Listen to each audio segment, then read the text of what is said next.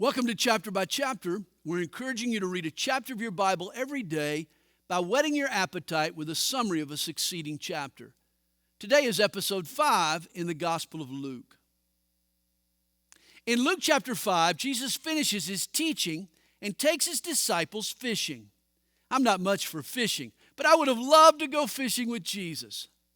When Jesus told Peter to let down his nets, Peter complained. He'd fished that spot all night without a nibble. But at the word of Jesus, he gave it a try. To Peter's surprise, the nets were full. Peter had caught a school and been to school. When it comes to catching men, we can toil all night without a nibble. We can waste time and effort and burn ourselves out in the process unless we learn to trust Jesus to direct our nets. The next two miracles show Jesus' willingness to heal and his power to forgive.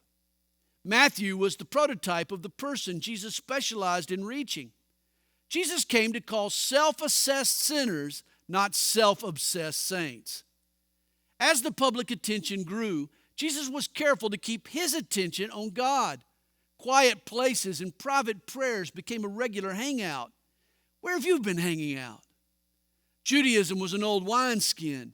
It had become a brittle, unbending religious infrastructure that could contain the status quo, but certainly not the Spirit of God. The Spirit is like a new wine, always moving, growing, expanding, and transforming. To this very day, tired traditional church blueprints are the number one enemy to the work of the Spirit. If we want the Spirit to live in our churches, we must value flexibility over formality. Remember the last words of a dead church? We've always done it that way.